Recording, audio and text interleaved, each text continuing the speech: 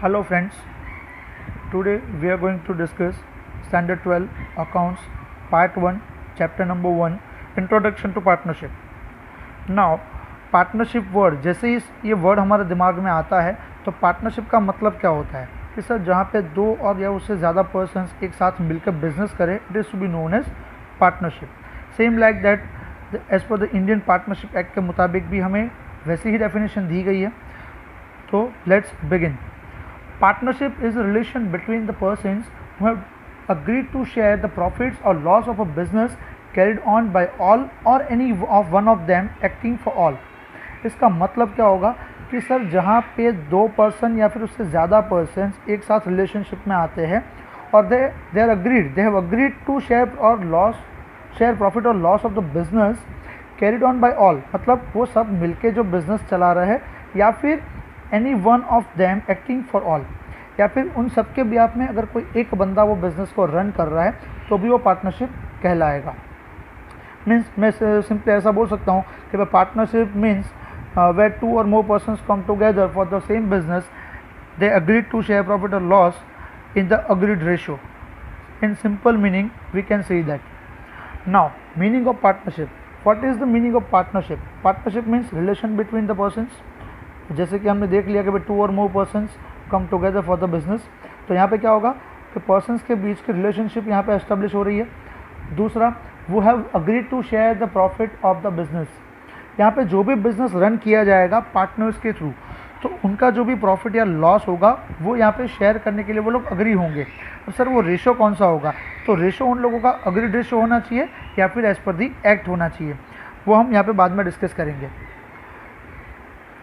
Then which is carried on by them और any one of them, मतलब क्या होगा कि वो सब मिलके ये बिज़नेस को रन कर रहे हैं या फिर उनके बिहाफ में कोई एक बंदा रन कर रहा है, फिर भी वो पार्टनरशिप तो कहलाएगा ही. The persons who enter into such relationship are individually called partners. Simple सी बात है, जो भी पर्सन्स यहाँ पे इंक्लूड हो रहे हैं, जो ये रिलेशनशिप में आ रहे हैं, the individually known as partners, वो क्या कहलाएंगे? पार्टनर्स कहलाएंगे. They are collectively known as a partnership form. It means that कि वो सब मिलके जो बिज़नेस रन कर रहे हैं वो बिज़नेस को हम क्या बोलेंगे? पार्टनरशिप फर्म बोलेंगे. आई होप सो कि आपको ये आइडिया क्लियर हुआ होगा. Definition and meaning of partnership. Now move forward. Characteristics of partnership, कि भाई पार्टनरशिप की कौन कौन सी कैरेक्टरिस्टिक्स रहती है कि भाई जिससे हम आइडेंटिफाई कर सकते हैं कि भाई नहीं हाँ ये पार्टनरशिप है. Number 1, creation bye contract. सबसे पहला यहाँ पे आपको जो कैरेक्टरिस्टिक्स दिया गया है वो कौन सा है? Creation bye contract. Partnership comes into existence through an agreement. Partnership agreement can be in written or oral form, but written form is desirable and advisable. Means partnership जो भी है वो एग्रीमेंट के थ्रू ही एग्जिस्टेंस में आता है. अब sir ये एग्रीमेंट का मतलब क्या होगा? अब सर ये एग्रीमेंट क्या होना चाहिए, कैसा होना चाहिए? तो एग्रीमेंट के बारे में हमें आगे भी डिस्कशन करेंगे ये चैप्टर के अंदर. तो सबसे पहले ये समझ लेते हैं कि सर ये ओरल और रिटन क्या होता है. एग्रीमेंट का मतलब क्या होता है कि जो डीड बनती है पार्टनर्स के बीच में, जो रिटन डॉक्यूमेंट साइन किए जाते हैं, it is to be known as agreement. तो क्या सर ये रिटन होना ज़रूरी है? रिटन होना ज़रूरी नहीं है, यहाँ पे ओरल फॉर्म भी चलता है. अगर सपोज मान लो भाई दो फ्रेंड है और दो फ्रेंड अगर मिलके बिज़नेस स्टार्ट करना चाहते हैं तो बिज़नेस स्टार्ट कर सकते हैं. They are mutually agreed for the same business. अगर वो म्यूचुअल अंडरस्टैंडिंग से बिजनेस कर रहे हैं तो भी वो पार्टनरशिप तो कहलाएगा ही. बट अगर उन दोनों के बीच में अगर पार्टनरशिप एग्रीमेंट नहीं बना है, मतलब रिटर्न एग्रीमेंट नहीं बना है, तो भी वो पार्टनरशिप तो कहलाएगा ही. But return form is desirable and advisable. As per the act हमें यहाँ पे ऐसा बोला गया है कि भाई return form is desirable and advisable. मतलब क्या होगा कि ये बेटर रहेगा कि अगर आप पार्टनरशिप एग्रीमेंट बना रहे हैं तो वो रिटर्न फॉर्म में हो, वो ज़्यादा डिज़ायरेबल रहेगा एंड एडवाइजेबल रहेगा. बिकॉज इन गुजराती एक कहावत है कि लखाएलू या वंचाएलू. मीन्स अगर रिटर्न है तो उसको आप रीड कर सकते हो, तो उसको आप एज अ प्रूफ कहीं पे भी रख सकते हो. Now move to second point, profit oriented. कोई भी पार्टनरशिप फॉर्म हो, कोई भी बिजनेस हो, हमने सोल प्रोप्राइटरशिप फॉर्म में देखा था इन स्टैंडर्ड 11 कि जो भी बिजनेस हम यहाँ पे स्टार्ट कर रहे हैं हमारा मेन मोटिव क्या होता है?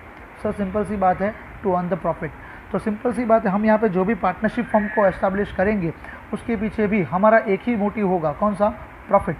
अब partnership form is form to earn and distribute the profit. The distribution of profit or loss is done amongst the partners in the predetermined proportion. Predetermined proportion का मतलब होगा profit sharing ratio. It means that कि भाई वो particular ratio रहेगा कि जहाँ पे वो लोग एग्री हुए होंगे। सपोज मान लीजिए अगर दो पार्टनर हैं और दो पार्टनर ने मिलकर पार्टनरशिप फर्म को एस्टैब्लिश किया है और वो ऐसा बोलते हैं कि भाई सर हम यहाँ पे इक्वली प्रॉफिट डिस्ट्रीब्यूट करेंगे, तो उनका रेशो कितना रहेगा 1:1। अब सपोज मान लो भाई दो पार्टनर है, उन लोगों ने ऐसा डिसाइड किया है कि भाई मैं 2 पार्ट लूँगा और तू 1 हिस्सा लेगा, मतलब 2:1 का अगर हमारा रेशो रहेगा तो उनका प्रीडिटरमाइंड रेशो कौन सा रहेगा 2:1 रहेगा। As per partnership act profit और loss is distributed in equal proportion if no provision is made in this contract. Sir हमने कॉन्ट्रैक्ट तो बना दिया, सर हमने रिटर्न एग्रीमेंट बनाया, जैसे कि ऊपर बोला गया था कि भाई कैरेक्टरिस्टिक्स के अंदर कि भाई क्रिएशन बाय कॉन्ट्रैक्ट है, उसमें हमें बोला गया था कि पार्टनरशिप एग्रीमेंट होना चाहिए, तो भाई रिटर्न फॉर्म में हो तो वो ज़्यादा डिज़ायरेबल है एंड एडवाइजेबल है। तो हमने यहाँ पे सर रिटर्न डॉक्यूमेंट बना दिया है, रिटर्न एग्रीमेंट तो हमने बना दिया, लेकिन उसके अंदर हमने किसी भी तरह का ये प्रपोर्शन का प्रोविज़न नहीं रखा है, मतलब उसमें एक भी क्लोज हमने ऐसा नहीं डाला है कि भाई कौन से रेशो में हम प्रॉफिट को डिस्ट्रीब्यूट करेंगे। तो सर सिंपल सी बात है यहाँ पे एज पर द एक्ट अगर आपने किसी भी तरह का प्रोविज़न नहीं बनाया है तो आपको प्रॉफिट और लॉस इक्वली बांटना रहेगा ऑल पार्टनर्स के बीच में। जितने भी पार्टनर्स होंगे यहाँ पे उन सब के बीच में यहाँ पे इक्वली आपको प्रॉफिट को डिस्ट्रीब्यूट करना रहेगा as per the Indian partnership act 1932। I hope so this will be clear to you. Number 3, legal business. Partnership form is formed to do some legal business. For an illegal business, partnership firm can never be formed. Sir partnership form यहाँ पे जो भी form की जाएगी वो only for the legal business purpose होनी चाहिए। मतलब सर अगर इलीगल बिजनेस के लिए अगर हम कोई भी पार्टनरशिप फॉर्म को एस्टेब्लिश करते हैं तो सर वहाँ पे आपका पार्टनरशिप एक्ट एप्लीकेबल नहीं होगा और सिंपल सी बात है पुलिस वाले आपके घर पे आएंगे और आपको घर लेके जाएंगे, तो मतलब ससुराल लेके जाएंगे। सिंपल सी बात है, यहाँ पे इलीगल बिजनेस के लिए किसी भी तरह का पार्टनरशिप फॉर्म यहाँ पे वैलिड नहीं माना जाएगा। यहाँ पे partnership form can never be form for illegal business. Suppose मान लो अगर कोई ऐसा बोलता है कि सर मुझे आर्म्स और एनिमेशंस की सप्लाई करनी है और हम 2 पार्टनर है तो हम दोनों मिलकर ऐसा करना चाहते हैं, तो वो इलीगल बिजनेस कहलाएगा, मतलब अब वो नहीं कर सकते हो। अगर कोई पार्टनर वगैरह है, सपोज मान लीजिए भाई कुछ स्टेट्स हमारे इंडिया में ऐसे है कि जहाँ पे लीकर इलीगल है, मतलब लीकर सप्लाई नहीं की जा सकती। सपोज मान लो अगर हम गुजरात की बात करें तो गुजरात में लीकर सप्लाई इलीगल है, तो अगर 2 पार्टनर मिलकर अगर लीकर को सप्लाई करते हैं गुजरात के अंदर तो वो इलीगल बिजनेस माना जाएगा और वहाँ पे पार्टनरशिप फॉर्म नहीं कहलाएगी। Example, the partnership form can never be form to carry on the business of supply of drugs और अल्कोहल इन रिस्ट्रिक्टेड एरियाज। जैसे कि मैंने आपको एग्जाम्पल दिया कि भाई कुछ ड्रग्स और अल्कोहल के ऊपर जैसे ही रिस्ट्रिक्शंस और बैन लगाया गया है गवर्नमेंट के थ्रू, तो अगर आप उसकी सप्लाई करते हो तो सिंपल सी बात है कि भाई वो आपके लिए लीगल बिजनेस नहीं कहलाएगा। एजेंट ऑफ ईच अदर, मतलब सर यहाँ पे जो भी पार्टनरशिप फर्म के पार्टनर्स है वो एक दूसरे के एजेंट के तौर पे काम करेंगे। मतलब अगर एक पार्टनर बीमार हो गया तो उसके बिहाफ में दूसरा पार्टनर उसका काम संभाल लेगा। The business of partnership firm is run by all the partners और any one of them for all और more than one partner, thus each partner is an agent of each other. Suppose मान लीजिए भाई हम 3 partner हैं, उन्होंने मिलकर ऐसा डिसाइड किया हुआ है कि भाई एक पार्टनर है वो पूरा मैनेजमेंट देखेगा, दूसरा पार्टनर जो भी हो खाली कैपिटल फाइनेंस करेगा और तीसरा पार्टनर जो भी हो मार्केट में जाके बिजनेस लेके आएगा। तो सर सिंपल सी बात है, यहाँ पे मैनेजमेंट का जो काम है, एडमिनिस्ट्रेशन का जो भी काम है वो पर्टिकुलर एक ही बंदा संभाल रहा है और दूसरा बंदा जो है वो फाइनेंस कर रहा है और तीसरा बंदा जो भी है वो पूरा का पूरा मार्केट देख रहा है। तो सिंपल सी बात है, यहाँ पे एक दूसरे के एजेंट के तौर पर वो काम कर रहे हैं, तो इसीलिए यहाँ पे ये कैरेक्टरिस्टिक्स बनाई गई है। Then number of partners, sir यहाँ पे नंबर ऑफ पार्टनर्स कितने हो सकते हैं? सर सिंपल सी बात है, अगर मैं अकेला हूँ और अगर मैं पार्टनरशिप फर्म को एस्टैब्लिश करना चाहूँ तो नहीं कर सकता हूँ। सिंपल सी बात है, मिनिमम 2 पर्सन्स तो हमें चाहिए ही चाहिए। तो मिनिमम नंबर कितने होंगे 2 और मैक्सिमम नंबर्स कितने होंगे हमारे? Sir as per the companies act 2013 के मुताबिक देखें तो हमें 100 अलाउ किए गए पार्टनर्स। नंबर ऑफ पार्टनर्स कितने होने चाहिए पर्टिकुलर फॉर्म में? 100 होने चाहिए। बट इन 2014 जब कंपनीज के मिसलेनियस रूल्स आए तो उसके अंदर हमें ओनली 50 का ही रिस्ट्रिक्शंस दिया गया है कि भाई मिनिमम 2 पार्टनर्स और maximum 50 partners in a partnership form. कोई भी पार्टनरशिप फॉर्म है उसमें मिनिमम 2 और मैक्सिमम 50 पार्टनर्स होने चाहिए। Next, unlimited liabilities. सर यहाँ पे ईच एंड एवरी पार्टनर जो है वो फर्म के लिए अनलिमिटेड लायबल रहेगा। मतलब सर उनकी जो लायबिलिटी है वो कैसी रहेगी? अनलिमिटेड रहेगी। The liability of each partner in the partnership firm is unlimited. It means if assets of the business is insufficient to pay off the liabilities of the business, then the liabilities are to be paid from the personal property of the partners.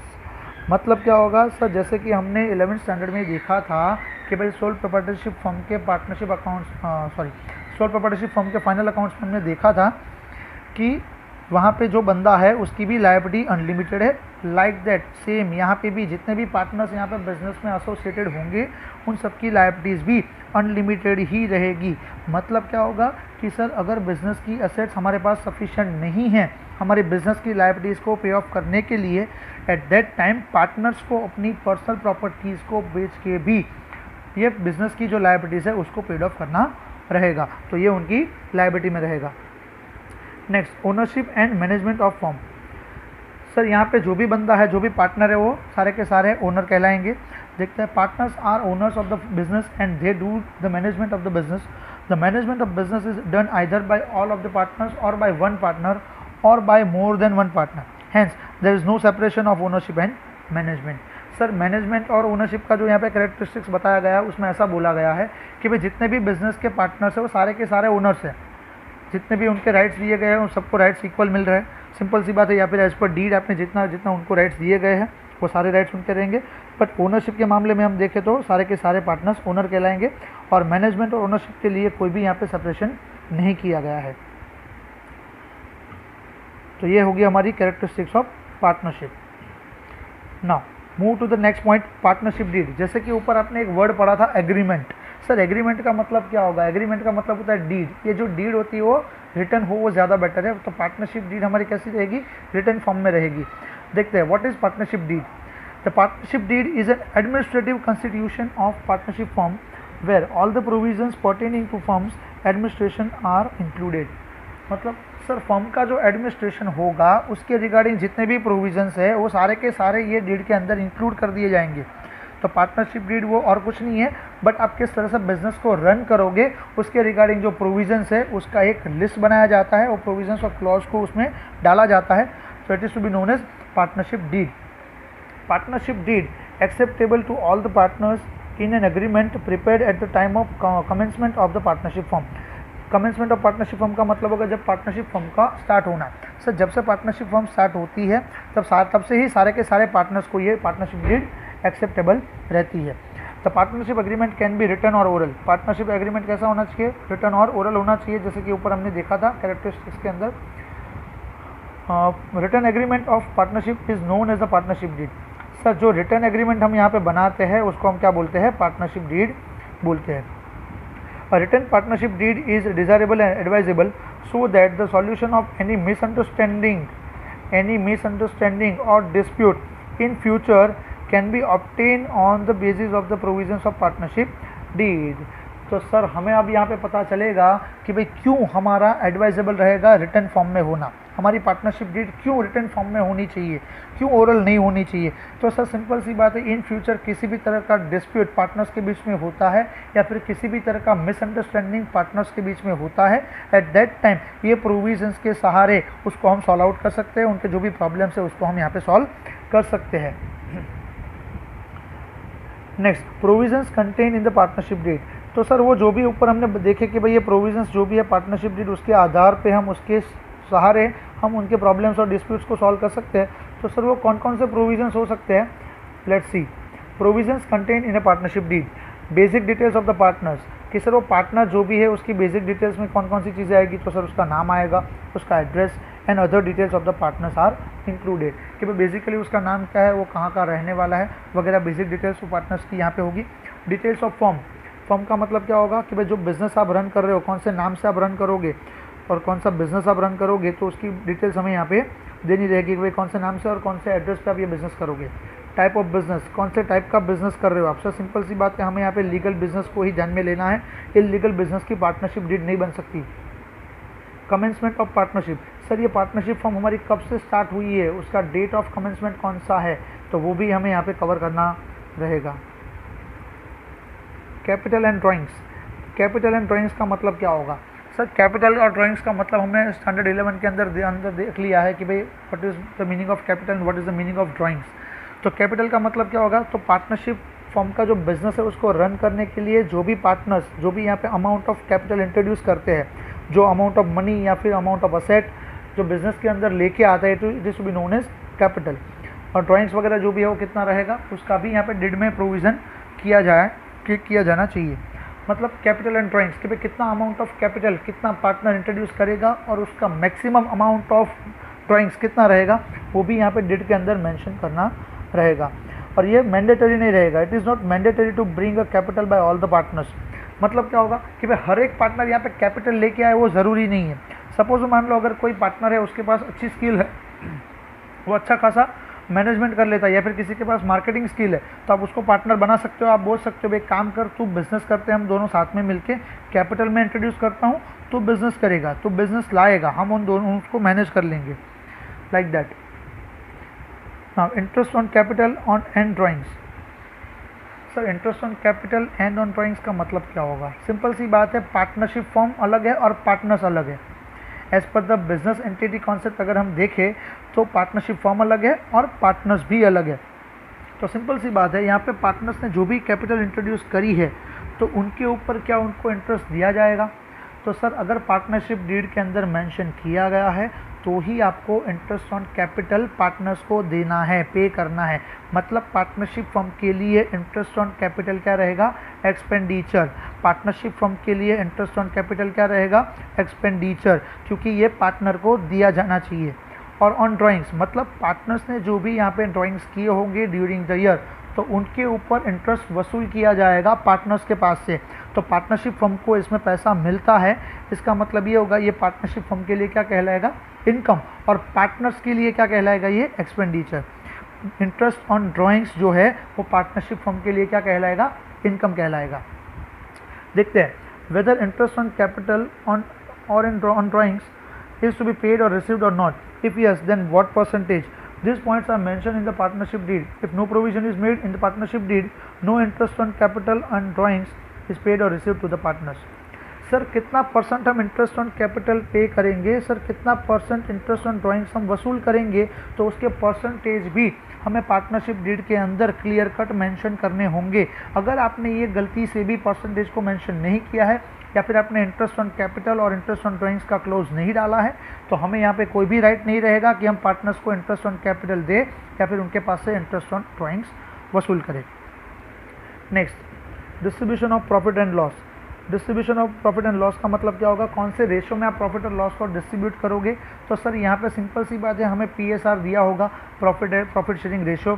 Sir अगर वो PSR यहाँ पे partnership deed में mention किया गया है तो as per the deed हमें वो प्रॉफिट और लॉस को डिस्ट्रीब्यूट करना रहेगा।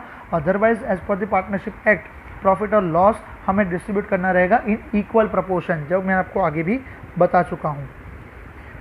Now salary, bonus, commission and remuneration to partners. मतलब क्या होगा? सर सपोज मान लो कोई पार्टनर है, वो ऐसा बोल रहा है कि भाई मैं अपनी अच्छी खासी जॉब छोड़ के आपके साथ पार्टनरशिप फर्म में आया और मैं ये सारे के सारे एक्स्ट्रा काम कर रहा हूँ, आप तीनों तो और कुछ कर भी नहीं रहे हो। सपोज मान लेते हैं यहाँ पे 4 पार्टनर है और एक पार्टनर ऐसा बोलता है कि भाई हम तीनों तो कुछ करते भी नहीं हो, सारा का सारा काम तो मैं ही संभालता हूँ, तो क्या मुझे सैलरी मिलेगा? तो अगर पार्टनरशिप डीड में वो सैलरी के रिगार्डिंग अगर किसी भी तरह का यहाँ पे मेंशन किया गया है प्रोविज़न तो ही आप उसको सैलरी पे करोगे। दूसरा पार्टनर ऐसा बोलता है भाई मैं मार्केट से बिजनेस ज़्यादा लेके आता हूँ तो टर्नओवर का कुछ मुझे बोनस वगैरह मिलना चाहिए, प्रॉफिट का मुझे कुछ बोनस वगैरह मिलना चाहिए परसेंटेज, या फिर मुझे कमीशन मिलना चाहिए। कोई पार्टनर ऐसा बोलता है भाई मुझे रेम्युनरेशन मिलना चाहिए। तो क्या ये सारी चीज़ें पार्टनर्स को देना अलाउ है? सर सिंपल सी बात है, अगर पार्टनरशिप डीड के अंदर salary, bonus, commission and remuneration के रिगार्डिंग अगर क्लोज डाला हुआ है, अगर उसका प्रोविज़न दिया गया है तो ही आप उसको अलाउ कर सकते हो। मतलब सैलरी, बोनस, कमीशन, रेम्युनरेशन का पेमेंट पार्टनर को जा सकता है, अदरवाइज नहीं जा सकता। सिंपल। अगर पार्टनरशिप डीड में इसका किसी भी तरह का प्रोविज़न नहीं है तो आप कोई भी पार्टनर को कुछ भी पे नहीं करोगे। Next, interest on loan provided by partner to firm. Sir किसी भी तरह का लोन पार्टनर ने फर्म को दिया हुआ है। किसने दिया है? पार्टनर ने फर्म को दिया हुआ है। मतलब सपोज में मान लो पार्टनर है, उन सब ने मान लो भाई 1-1 लाख रुपए ला के पार्टनरशिप फर्म में बिजनेस तो चालू कर दिया। अब और एडिशनल कैपिटल की हमें ज़रूरत पड़ी तो कैपिटल तो कोई ला नहीं सकता है। एक बंदा ऐसा बोलता है, एक पार्टनर ऐसा बोलता है भाई मेरे पास एडिशनल पैसा तो पड़ा है लेकिन मैं एज अ कैपिटल देना नहीं चाहता हूँ, मैं एज अ लोन दे सकता हूँ। तो पार्टनरशिप फर्म के अंदर जो भी पार्टनर्स होंगे वो सारे के सारे एग्री हो जाते हैं, ठीक है भाई चल एक काम कर तो एज अ लोन हमें दे दे। तो सर अगर पार्टनरशिप फर्म को अगर कोई पार्टनर लोन देता है तो उसके ऊपर सर कितना इंटरेस्ट जाना चाहिए? सर अगर डीड के अंदर आपको बोला गया है कि आप उसके ऊपर 7%, 8%, 10%, 12% या 15%, what ever may be the percentage, अगर वो परसेंटेज पार्टनरशिप डीड के अंदर मेंशन किए गए हैं तो आप वो as per the partnership deed उसको उतना इंटरेस्ट चुकाओगे। सर सपोज मान लीजिए इसके रिगार्डिंग हम किसी भी तरह का क्लोज डालना भूल गए और उसका प्रोविज़न बनाना हम भूल गए, तो क्या हो सकता है? तो सर सिंपल सी बात है, यहाँ पे आपको इंटरेस्ट ऑन जो भी लोन है जो पार्टनर के पास से पार्टनरशिप फर्म ने लिया है उसके ऊपर as per the partnership act we have to pay 6% interest per annum. 6% interest per annum, पूरे साल का हमें 6% इंटरेस्ट पे करना रहेगा as per the partnership act, 6% per annum. भले ही सर हमने इसमें क्लोज नहीं डाला होगा, पार्टनरशिप डीड के अंदर अगर आपने क्लोज नहीं डाला है फिर भी पार्टनर की लोन के ऊपर हमें 6% का इंटरेस्ट उसको वैलिडली पे करना रहेगा। क्लियर है? Next, goodwill. गुडविल का मतलब होगा प्रेस्टीज, मार्केट में वैल्यू कितनी है। तो सर सिंपल सी बात है, कौन सी मेथड से हम यहाँ पे गुडविल का वैल्यूएशन करेंगे? बराबर, eight the time of admission, eight the time of retirement, वो भी यहाँ पे पार्टनरशिप डीड में मेंशन होना चाहिए, जिसके रिगार्डिंग हम चैप्टर नंबर 3 के अंदर डिस्कस करेंगे। ये पूरा का पूरा गुडविल के ऊपर हमें चैप्टर दिया गया है कि भाई what are the methods of goodwill calculation, वो हम इसके अंदर देखेंगे। नेक्स्ट, एडमिशन और रिटायरमेंट। मतलब क्या होगा कि सर जो भी कोई पार्टनर यहाँ पे नया एडमिट होगा तो उसके रिगार्डिंग प्रोविजंस वगैरह जो भी है वो भी यहाँ पे मेंशन होने चाहिए। सर कोई भी पार्टनर अगर रिटायर होना चाहता है या फिर किसी पार्टनर की डेथ हो जाती है तो उसके रिगार्डिंग भी प्रोविजंस यहाँ पे मेंशन होने चाहिए as per the partnership deed. उसी तरह से हम उसको ट्रीट करेंगे। नेक्स्ट रहेगा डिसोल्यूशन ऑफ फर्म। मतलब सर पार्टनरशिप फर्म का डिसोल्यूशन होना मतलब उसका शटडाउन होना, उसको बंद करना। तो सर कौन कौन सी ऐसी सर्कमस्टेंसेस रहेगी, ऐसी कौन कौन सी सिचुएशंस रहेगी, ऐसी कौन कौन सी परिस्थितियाँ होगी कि जहाँ पे हम पार्टनरशिप फर्म का बिजनेस क्लोज डाउन करेंगे, शट डाउन करेंगे या फिर हमारा ऑटोमेटिकली वो बिजनेस डिसॉल्व माना जाएगा। तो इसके ऊपर भी हमें पूरा का पूरा एक चैप्टर दिया गया है, चैप्टर नंबर 7, वो उसके ऊपर हम later on डिस्कस करेंगे। In what circumstances firm will be dissolve, what procedure will be adopted, this points are mention in the partnership deed. At the time of dissolution आप किस तरह की प्रोसीजर को अडॉप्ट करोगे उसको भी हमें यहाँ पे लिखा हुआ होना चाहिए इन पार्टनरशिप डीड। तो ये सारे के सारे पॉइंट्स थे हमारे पार्टनरशिप डीड में जो कॉमनली मेंशन होने चाहिए। वापस एक बार थोड़ा सा रिवाइज कर लेते हैं कि भाई कौन कौन से पॉइंट्स होने चाहिए प्रोविजंस के अंदर। सर एक तो रहेगा आपका basic details of partners and basic details of firms, types of business, commencement of partnership जो हम ऑलरेडी देख चुके हैं कि भाई उसका डेट वगैरह कितना, कौन कौन सी डेट को आपने स्टार्ट किया है वो यहाँ पे मेंशन रहेगा। नेक्स्ट रहेगा हमारा capital and drawings, interest on capital and on drawings के भाई interest on capital and interest on drawings वगैरह कितना रहेगा वो भी हमने देख लिया। डिस्ट्रीब्यूशन ऑफ प्रॉफिट और लॉस वो भी हमने देख लिया भाई किस तरह से आप प्रॉफिट एंड लॉस को डिस्ट्रीब्यूट करोगे as per the partnership deed और अदरवाइज आप इक्वली उसको डिस्ट्रीब्यूट करोगे। Salary, bonus, commission and remuneration to partners, अगर पार्टनरशिप डीड में उसका प्रोविजन मेंशन है तो एज पर द प्रोविजन हमें देना है, otherwise there is no need to pay any kind of salary, bonus, commission और remuneration to partners. Interest on loan provided by partner to firm, अगर कोई पार्टनर ने firm को लोन प्रोवाइड किया है तो एज पर द डीड में जितने भी परसेंट मेंशन किए हैं, जैसा कि मैंने आपको बोला था 7%, 8%, 9, 10, 11, 12, 15 what ever may be the percentage, तो उसके हिसाब से हम पे करेंगे। अदरवाइज 6% पर एनम के मुताबिक as per the partnership act 6% per annum के मुताबिक पे किया जाएगा। गुडविल कौन सी मेथड आप यहाँ पे अडॉप्ट करोगे वो यहाँ पे मेंशन होना चाहिए। एडमिशन और रिटायरमेंट के रिगार्डिंग जो भी प्रोविजंस है वो भी यहाँ पे मेंशन होने चाहिए। डिसोल्यूशन ऑफ द फर्म, कौन कौन सी परिस्थितियों में, कौन कौन सी सर्कमस्टेंसेस के अंडर ये हमारी फर्म जो है वो डिसॉल्व होगी और उसके अंडर हम कौन सी प्रोसीजर को अडॉप्ट करेंगे उसके रिगार्डिंग पॉइंट्स यहाँ पे मेंशन होने चाहिए पार्टनरशिप डीड के अंदर। तो ये सब हमने बेसिक देख लिया कि भाई what is the meaning of partnership, what are the characteristics of partnership, what are the points और what are the provisions included in the partnership deed. तो सर सपोज मान लीजिए अगर कोई पार्टनरशिप फर्म है उसने पार्टनरशिप डीड नहीं बनाई है तो सर यहाँ पे कौन कौन से ऐसे कोई रूल्स एंड रेगुलेशंस है, कोई ऐसे प्रोविजंस है जो कॉमनली यहाँ पे फॉलो किए जाएंगे। Yes, as per the partnership act 1932 के मुताबिक अगर किसी भी तरह की पार्टनरशिप डीड नहीं बनी है तो कॉमनली यहाँ पे जो प्रोविजंस है वो हमें फॉलो करने रहेंगे, वो इस तरह से दिए गए हैं। देखते हैं। Number 1, capital. Each partner contributes capital in the firm by mutual agreement, there is no restrictions in the act in this regard. It is not mandatory to bring a capital for each partner. तो इसका मतलब क्या होगा sir, अगर partnership deed नहीं बनाई है और कोई पार्टनर है जो कैपिटल नहीं ला सकता है या फिर वो लाना नहीं चाहता है, तो क्या ऐसा हो सकता है कि वो कैपिटल नहीं लाए तो चलेगा? यस सर चलेगा। एज पर दी पार्टनरशिप एक्ट 1932 के मुताबिक अगर पार्टनरशिप डीड नहीं बनाई है, फिर भी अगर सारे के सारे पार्टनर्स म्यूचुअली एग्रीमेंट करके, मतलब अगर म्यूचुअली अंडरस्टैंड होके जितना कैपिटल कंट्रीब्यूट करना चाहते हैं उतना कर सकते हैं, लेकिन अगर कोई पार्टनर कैपिटल नहीं ला सकता है, अगर नहीं लाना चाहता है, तो यहाँ पे किसी भी तरह का कंपल्सन नहीं रहेगा, उसके लिए मैंडेटरी नहीं रहेगा कि वो कैपिटल लेके आए। Interest on capital and drawings, जैसा कि ऊपर हमने देखा था कि अगर पार्टनरशिप डीड के अंदर जो भी परसेंटेज वहाँ पे मेंशन किए गए हैं उसके मुताबिक हमें interest on capital and drawings देने हैं, लेकिन अगर पार्टनरशिप डीड नहीं बनाई है तो सिंपल सी बात है, कैपिटल एंड ड्राइंग्स के ऊपर इंटरेस्ट नहीं मिलेगा, ना तो हमें वसूल करना होगा। Distribution of profit and loss, sir simple सी बात है, अगर डीड के अंदर मेंशन किया है पीएसआर तो as per the deed, otherwise deed नहीं बनाई है तो क्या होगा, आपको इक्वल प्रपोर्शन के अंदर सारे के सारे पार्टनर्स के बीच में प्रॉफिट एंड लॉस को बांटना रहेगा। Salary, bonus, commission, remuneration, sir अगर पार्टनरशिप डीड नहीं बनाई है तो किसी भी तरह का ये सैलरी वगैरह नहीं दिया जाएगा, बोनस कमीशन वगैरह नहीं दिया जाएगा। Interest on loan provided by partner to firm, simple सी बात है, मैंने आपको ऊपर ही बता दिया, डीड में अगर मेंशन है तो उसके हिसाब से, अदरवाइज 6% पर एनम मिनिमम। ये आपको एमसीक्यू में भी पूछा जा सकता है कि भाई interest on loan provided by partner to firm, तो मिनिमम मैक्सिमम आप कितना इंटरेस्ट पे कर सकते हो अगर पार्टनरशिप डीड नहीं बनाई है तो सर 6% हमें पे करना रहेगा। मिनिमम गिनो या मैक्सिमम गिनो, 6% we have to pay compulsorily. Now reimbursement और refund of expenses, sir simple सी बात है, अगर कोई partner on behalf of partnership firm किसी भी तरह का रीजनेबल एक्सपेंस करता है, सर सपोज मान लो कोई चीज़ वगैरह या फिर कोई मटेरियल वगैरह लाना था और कोई पार्टनर आते आते रास्ते में लेके आता है, तो सर सिंपल सी बात है, वो पार्टनरशिप फर्म में से उतना पैसा उसको रीइंबर्स कर दिया जाएगा। तो ये भी उसके लिए, अगर पार्टनरशिप डीड नहीं बनाई है तो ये एक्ट के मुताबिक उसको पैसे वापस रीइंबर्स किए जाने चाहिए। आई होप सो कि आपको ये सारे पॉइंट्स क्लियर होंगे। Now move to the next point, capital accounts of partners। So simple सी बात है, यहाँ पे हमने ये तो देख लिया कि what is the meaning of partnership, what is the meaning of partnership form.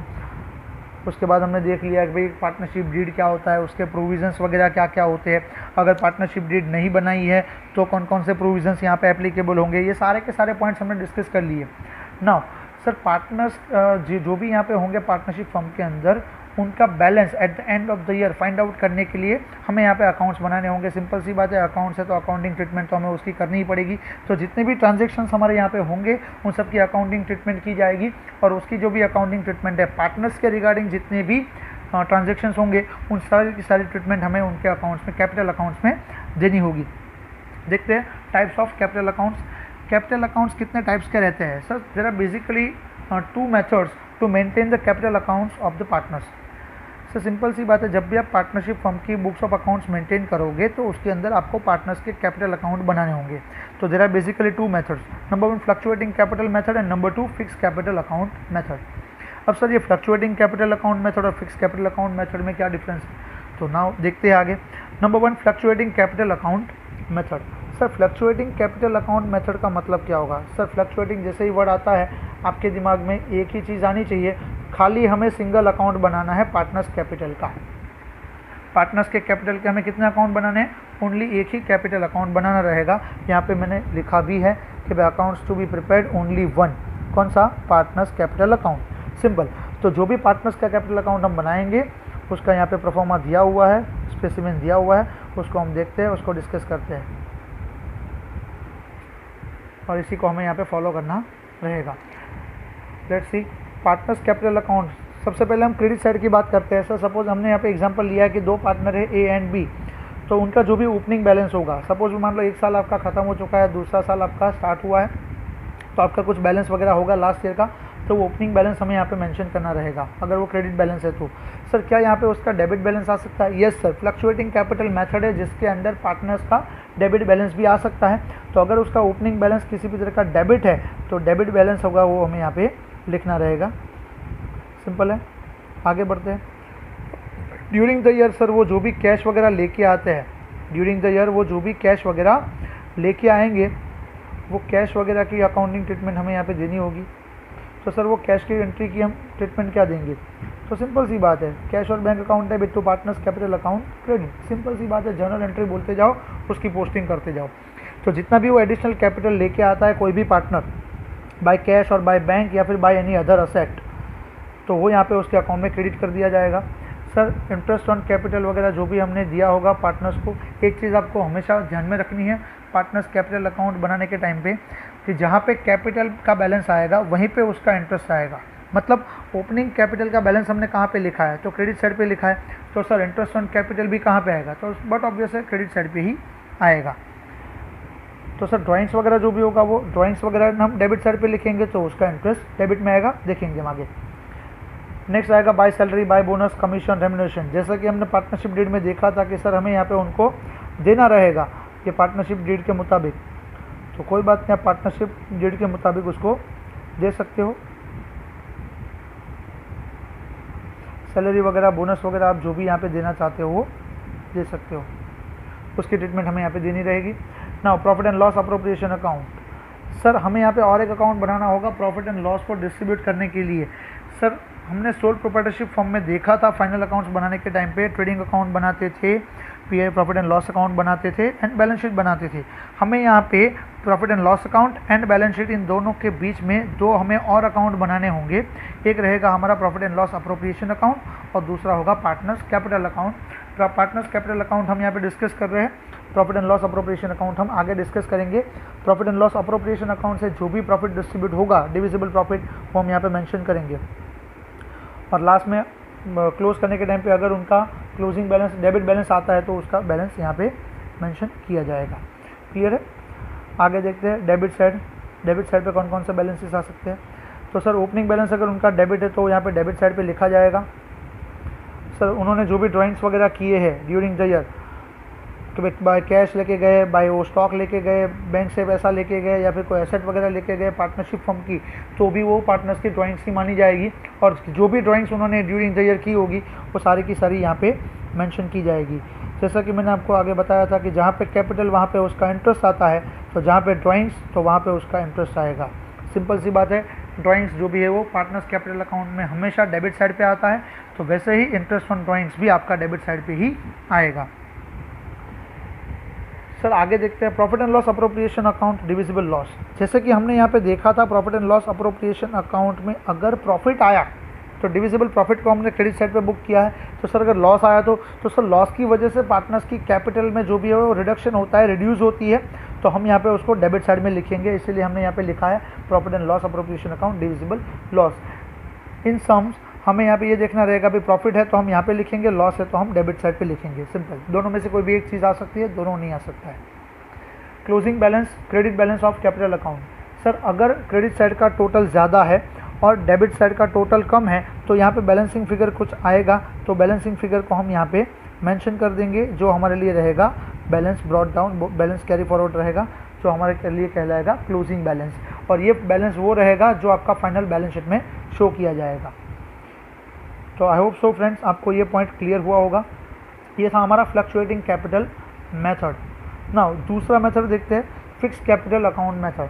Sir ये फिक्स कैपिटल अकाउंट मेथड और fluctuating capital account method in दोनों में क्या डिफरेंस है, पहले तो वो बताइए। तो सिंपल सी बात है, फ्लक्चुएटिंग कैपिटल मेथड के अंदर हमने देखा कि only one account is prepared, खाली एंड खाली हमें एक ही अकाउंट बनाना रहेगा फ्लक्चुएटिंग कैपिटल के लिए।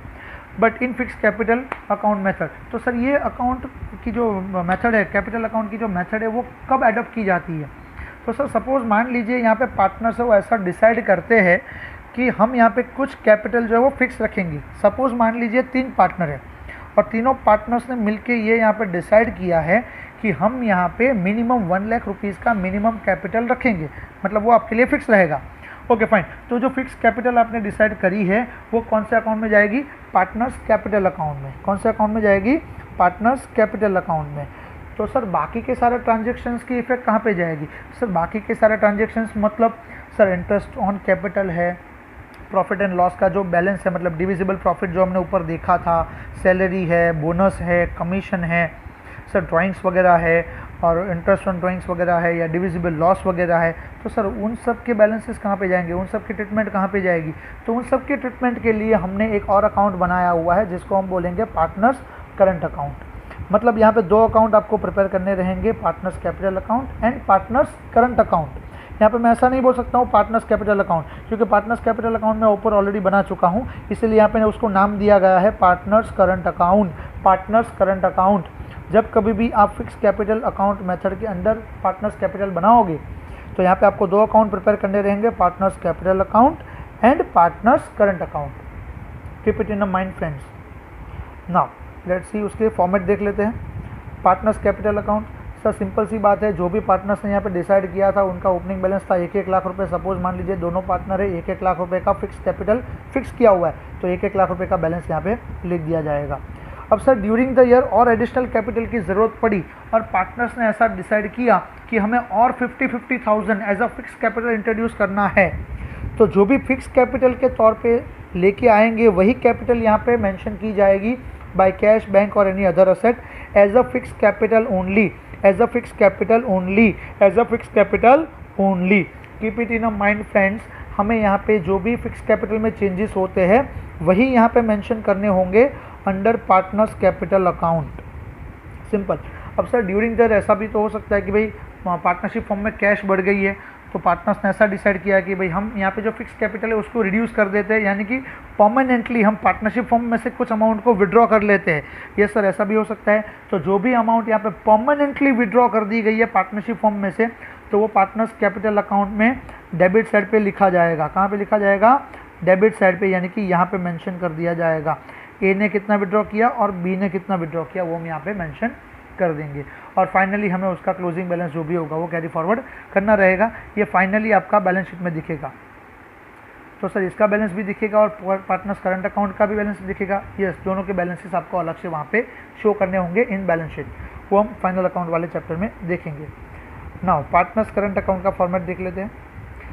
जैसा कि हमने डिस्कस कर लिया कि सर हमने फ्लक्चुएटिंग कैपिटल मेथड में जो भी देखा था, पार्टनर्स कैपिटल का ओपनिंग बैलेंस देखा था, इंटरेस्ट ऑन कैपिटल देखा था, तो सर सारी की सारी चीज़ें वही तो है यहाँ पे।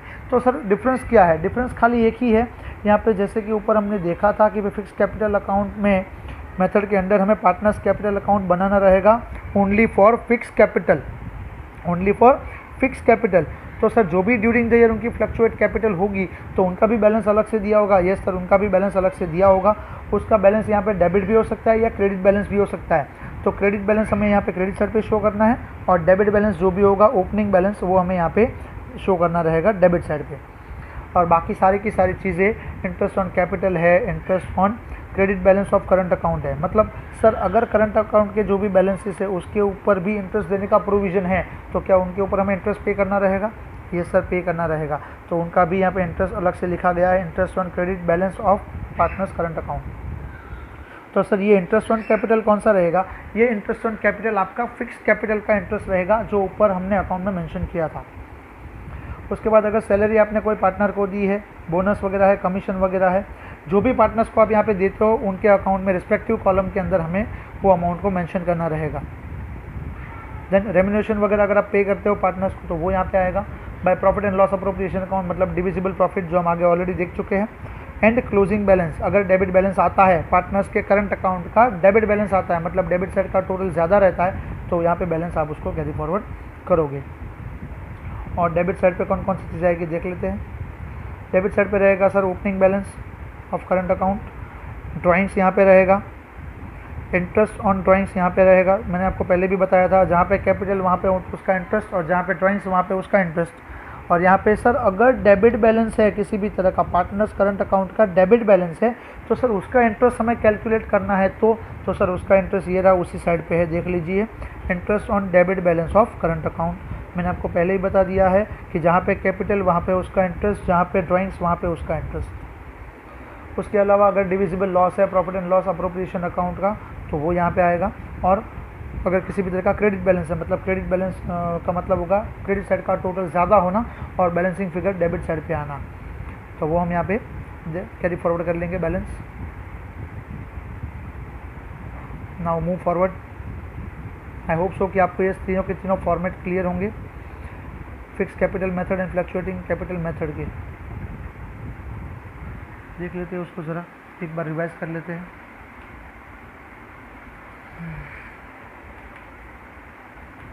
ये हमारा फ्लक्चुएटिंग कैपिटल मेथड का पार्टनर्स कैपिटल अकाउंट, जिसके अंदर हमने देख लिया क्रेडिट साइड पे कौन कौन सी चीज़ें आएगी। ओपनिंग बैलेंस है, कैश वगैरह, बैंक वगैरह, यानी अदर असेट वगैरह वो लेके आता है additional. Interest on capital, salary, bonus, commission, remuneration, divisible profit वगैरह, and debit balance, closing balance of capital. और डेबिट साइड पे हमने देख लिया ड्राइंग्स वगैरह है, ओपनिंग बैलेंस अगर है डेबिट में तो वो आएगा, प्रॉफिट एंड लॉस अप्रोप्रिएशन का डिविजिबल लॉस आएगा, एंड अगर क्लोजिंग क्रेडिट बैलेंस है तो उसको हम यहाँ पे कैरी फॉरवर्ड करके लिखेंगे। फिक्स कैपिटल के अंदर हमें दो अकाउंट बनाने रहेंगे, एक रहेगा पार्टनर्स कैपिटल अकाउंट, दूसरा रहेगा पार्टनर्स करंट अकाउंट, जो ऑलरेडी हम अभी डिस्कस कर चुके हैं। Now move forward to the difference. What is the difference between fix capital account method and fluctuating capital account method. तो मैंने यहाँ पे ये पूरा का पूरा जो डिफरेंस है उसको पॉइंट्स के हिसाब से डिस्ट्रीब्यूट कर दिया है। देखते हैं। Number 1, meaning under fix capital account method, it is the method in which the opening balance of capital and closing balance of capital remains the same. यहाँ पे opening balance and closing balance कैसा रहेगा? Same रहेगा, accept कि अगर आपने किसी साल में एडिशनल फिक्स कैपिटल को इंट्रोड्यूस किया हो या फिर आपने परमानेंटली उसमें से किसी भी तरह का विड्रॉल किया होगा। नॉर्मली ये बैलेंस जो भी होगा वो क्या होगा? सेम रहेगा every year.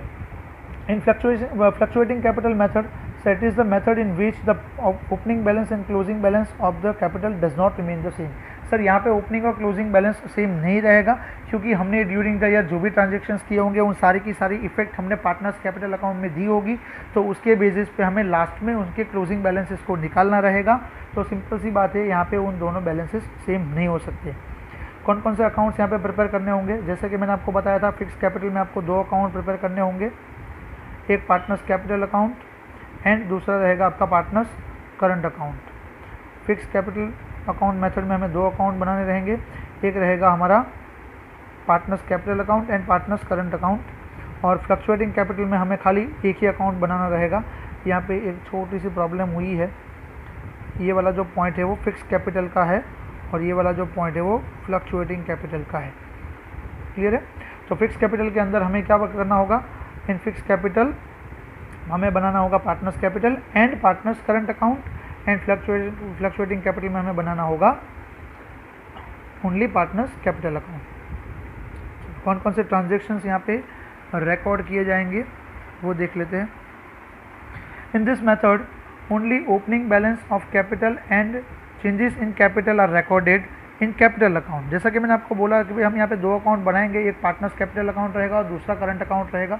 तो पार्टनर्स कैपिटल अकाउंट में opening balance of capital and changes in capital, जैसा कि मैंने आपको बोला था कि अगर परमानेंटली आप कुछ अमाउंट को विड्रॉ कर रहे हैं या फिर आप एडिशनल कैपिटल को इंट्रोड्यूस कर रहे हैं पार्टनरशिप फर्म के अंदर, तो उसके रिगार्डिंग ट्रांजेक्शन्स आपके पार्टनर्स कैपिटल में जाएंगे and remaining transactions are recorded in current account.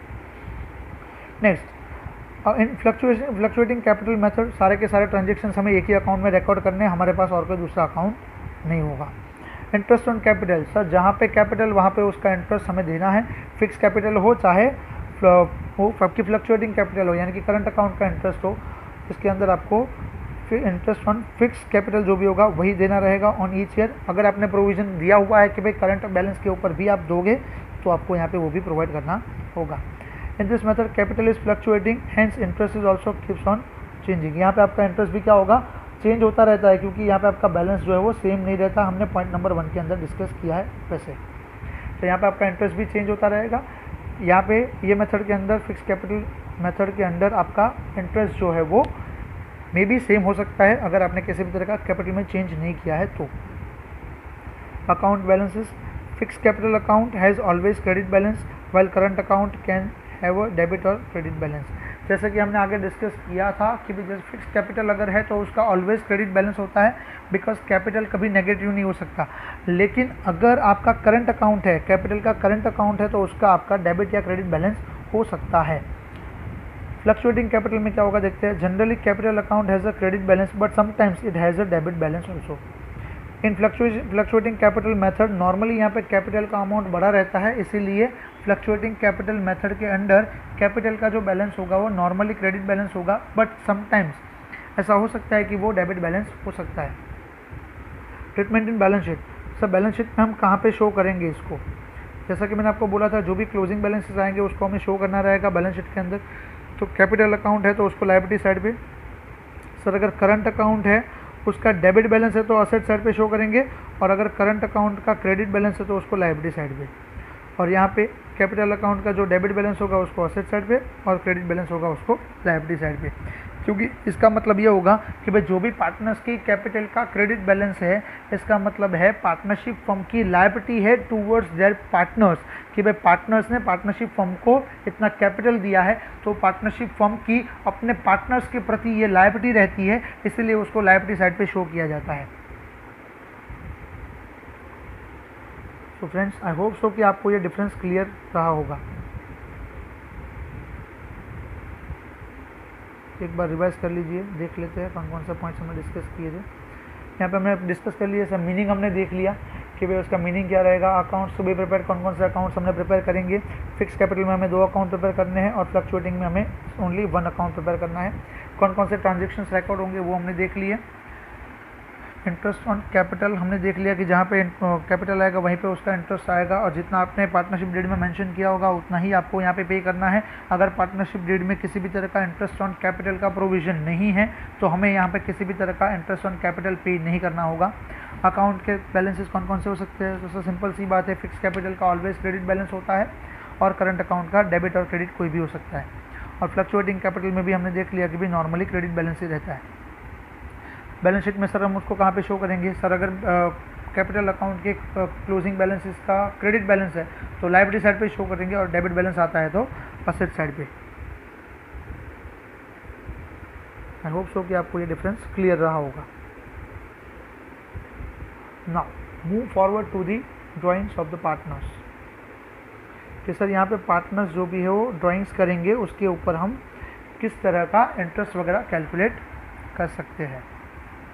तो यहाँ पे हमें कुछ फॉर्मूला बेसिक मैंने रूल आपको निकाल के दे दिए हैं, उसको भी हम यहाँ पे डिस्कस करेंगे। सिंपल सी बात है, सबसे पहले मैंने आपको बता दिया था कि भाई ड्राइंग ऑफ पार्टनर होता क्या है, कि अगर पार्टनरशिप फर्म में से अगर कोई पार्टनर अपने पर्सनल यूज़ के लिए कोई भी कैश या फिर बैंक से पैसा लेके जाता है, या फिर स्टॉक या फिर असेट किसी भी तरह का गुड्स अगर वो पार्टनरशिप फर्म में से विड्रॉ करता है तो वो उसके ड्राइंग्स में लिखा जाएगा। तो ड्राइंग्स की इफेक्ट क्या होती है, उसकी जर्नल एंट्री क्या होती है। तो सर ऑलरेडी हमने ऊपर अकाउंट में देख लिया था, तो उसकी यहाँ पे जर्नल एंट्री दी गई है, पार्टनर्स कैपिटल और current account debit to partners drawings account credit. जब भी कोई पार्टनर यहाँ पे ड्राइंग्स वगैरह लेके जाता है तो हम उसकी सिंपली एंट्री क्या करेंगे, सर ड्राइंग से उसकी कैपिटल घटती है, इसीलिए हम पार्टनर्स का कैपिटल अकाउंट क्या करेंगे, डेबिट करेंगे, और जो भी हमने पार्टनर्स का ड्राइंग अकाउंट ओपन किया होगा उसको यहाँ पे क्लोज कर देंगे। अब सर जो भी पार्टनर ने यहाँ पे ड्राइंग्स किया है उसके ऊपर हमें इंटरेस्ट कैसे कैलकुलेट करना है। तो कुछ हमें यहाँ पे सिचुएशंस दी गई है कि अगर कोई पार्टनर है, अगर वो ऐसा बोलता है कि सर मुझे every month in the beginning of every month मुझे कुछ ना कुछ अमाउंट यहाँ पे विड्रॉ करनी है, तो क्या मैं विड्रॉ कर सकता हूँ। तो अगर आपने उसको अलाउ किया है तो उसके ऊपर इंटरेस्ट आप किस तरह से कैलकुलेट करोगे वो देखते हैं। यहाँ पे हमें 3 पॉइंट दिए गए हैं। एक रहेगा आपका beginning of the each month, मतलब हर महीने की बिगिनिंग में अगर वो पार्टनर विड्रॉ करता है पैसा, या फिर ऐसा बोला जाता है at the middle of the each month, मतलब वो हर महीने की 15 तारीख को या 16 तारीख को पैसा विड्रॉ करता है। एट दैट टाइम हम किस तरह से कैलकुलेट करेंगे इंटरेस्ट वो देखेंगे। And eight the end of the each month, अगर वो हर महीने के एंड में अगर वो पैसा विड्रॉ करता है तो क्या होगा वो हम यहाँ पे देखेंगे। लेट्स सी, तो सपोज मान लीजिए अगर वो पार्टनर है वो beginning of the each month, हर एक महीने की बिगिनिंग में अगर वो अमाउंट विड्रॉ करता है, सपोज मान लीजिए एग्जांपल लेते हैं सर वो 1000 रुपीज़ का अमाउंट है वो विड्रॉ करता है, तो मैं यहाँ पे लिखूँगा अमाउंट ऑफ ड्राइंग मतलब 1000 है, yes, into rate of interest. Sir जो भी रेट ऑफ इंटरेस्ट आपको दिया होगा पार्टनरशिप डीड के अंदर 5%, 6%, 10%, 12%, what ever may be the percentage, तो वो रेट ऑफ इंटरेस्ट आपको यहाँ पे डालना रहेगा। सपोज मान लो 10% है तो आप 10% भी लिख सकते हो, या फिर 10/100 भी लिख सकते हो। अब सर यहाँ पे आप जैसे कि आपको बोला गया है कि beginning of the each month है, अगर वो हर महीने की बिगिनिंग में वो विड्रॉ करता है तो यहाँ पे आपको रूल लेना पड़ेगा 78/12। कौन सा रूल हम लेंगे यहाँ पे, 78/12, मतलब आपको इतने टाइम पीरियड के लिए उसको कैलकुलेट करना रहेगा। यानी कि वो जो अमाउंट हर महीने की बिगिनिंग में 1000 रुपये का अमाउंट वो विड्रॉ कर रहा है, फिक्स अमाउंट होगा 1000 रुपये, और 10% सपोज मान लीजिए आपका रेट ऑफ इंटरेस्ट है, तो उसके ऊपर 78 मंथ्स का इंटरेस्ट कैलकुलेट किया जाएगा। तो 78 मंथ्स डिवाइड बाय 12, इसको हमने ईयर में कन्वर्ट कर दिया है, इसीलिए हमने n यहाँ पे कौन सा लिया है 78/12। तो आपको सिंपल सी बात है याद रखना है कि अगर वो beginning of the each month में विड्रॉ करता है पैसा तो 78/12 का रूल हमें याद रखना होगा, सिंपल। अगर आपको सम के अंदर ऐसा दिया गया है कि भाई partner withdraw amount middle of the each month, कब वो कौन से टाइम पे विड्रॉ करेगा पैसा? Sir middle of the each month, इसका मतलब क्या होगा? सर वो महीने की 15 तारीख को या महीने की 16 तारीख को विड्रॉ करता है तो क्या हो सकता है? तो सर सिंपल सी बात है, हमें सेम फॉर्मूला यूज़ करनी है, amount of drawing into rate of interest, जो भी आपका रेट ऑफ इंटरेस्ट रहेगा वो सिंपल यहाँ पे छोटा सा चेंज होगा 72/12। चेंज कहाँ पे हुआ? सर खाली टाइम पीरियड में चेंज हुआ है कि भाई एन में चेंज किया है हमने 72/12। तो सर अगर वो 15 तारीख को, हर महीने की 15 तारीख को 500 रुपीज़ या 1000 रुपीज़ जो भी अमाउंट विड्रॉ कर रहा है वो विड्रॉल अमाउंट हमें यहाँ पे लिखनी होगी और 500 रुपीज़ है। ये याद रखना फ्रेंड्स, हमें यहाँ पे मंथली अमाउंट जो विड्रॉ कर रहा है वही हमें लिखनी है, पूरे साल की नहीं लिखनी है, हमें खाली मंथली लिखनी है। अगर वो मंथली 1000 रुपये विड्रॉ कर रहा है तो हम यहाँ पे 1000 रुपये लिखेंगे, 10% रेट ऑफ इंटरेस्ट है तो यहाँ पे 10% लिखेंगे इंटू 72/12। अगर वो middle of the each month, अगर वो 15 तारीख को या 16 तारीख को पैसा विड्रॉ करता है तो। नाउ सर अगर वो हर महीने की आखिरी तारीख को, मतलब and of the each month, suppose मान लो हर महीने की 30 या 31 तारीख को वो विड्रॉ करता है पैसा, तो सर यहाँ पे कौन सा रूल एप्लीकेबल होगा? सर अगर वो हर महीने की 30 तारीख को या 31 तारीख को अमाउंट विड्रॉ करता है, सपोज मान लीजिए 2000 रुपये, तो अमाउंट ऑफ ड्राइंग्स कितना रहेगा हमारा 2000 rupees into rate of interest जो भी हमने डिटरमाइन किया होगा, 10% है, 12% है या 15% वॉट एवर, इंटू 66/12। चेंज कहाँ पे हुआ है फ्रेंड्स? यहाँ पे ध्यान से देखिएगा, चेंज खाली एंड खाली आपका एंड में हो रहा है, 66/12 हुआ। और अगर आप देखेंगे तो बिगिनिंग है तो 78, अगर मिडल है तो उसमें से 6 माइनस कर दीजिए मतलब 72/12, और अगर एंड है तो उसमें से और 6 माइनस कर दीजिए जो मतलब 66/12। सिंपल है, इजी टू अंडरस्टैंड है, इजी टू रिमेंबर है, आप इसको इजीली याद कर सकते हो। तो इन्हीं फॉर्मूलाज को यूज़ करते हुए हमें इंटरेस्ट ऑन ड्राइंग्स कैलकुलेट करना रहेगा, जो हम आगे जाके देखेंगे। आई होप सो कि आपको ये पॉइंट क्लियर हुआ होगा ड्राइंग्स ऑफ पार्टनर्स। वापस से एक बार रिवाइज कर लेते हैं। अगर कोई भी पार्टनर फर्म में से विड्रॉ करता है पैसा तो उसकी जनरल एंट्री क्या की जाती है? पार्टनर्स कैपिटल अकाउंट और current account to partners drawings account, और जो भी पर्टिकुलर पीरियड के लिए वो पर्टिकुलर अमाउंट को विड्रॉ कर रहा है, जैसे कि beginning of the each month, अगर middle of the each month है या फिर at the end of the each month है, तो हमने उसके लिए भी रूल देख लिए कौन कौन से हम यहाँ पे टाइम पीरियड के बेस पे ले सकते हैं। तो हमने देख लिया यहाँ पे कि अमाउंट ऑफ विड्रॉ जो भी है अमाउंट ऑफ ड्राइंग लेना है इंटू रेट ऑफ इंटरेस्ट और इंटू सिंपल आपको ये रूल याद रखने हैं, ये रूल जो मैं यहाँ पे आपको बता रहा हूँ, ये रूल आपको याद रखने हैं 78/12, 72/12, 66/12 for beginning, middle and end of each month respectively. Clear है फ्रेंड्स? आई होप सो कि आपको ये वीडियो पसंद आएगा और आपको ये सारे के सारे कॉन्सेप्ट्स जो भी है वो अंडरस्टैंड हुए होंगे। किसी भी तरह के आपको डाउट्स वगैरह है तो you can contact me personally you can call me or message me. I will solve out your problems. Thank you so much friends.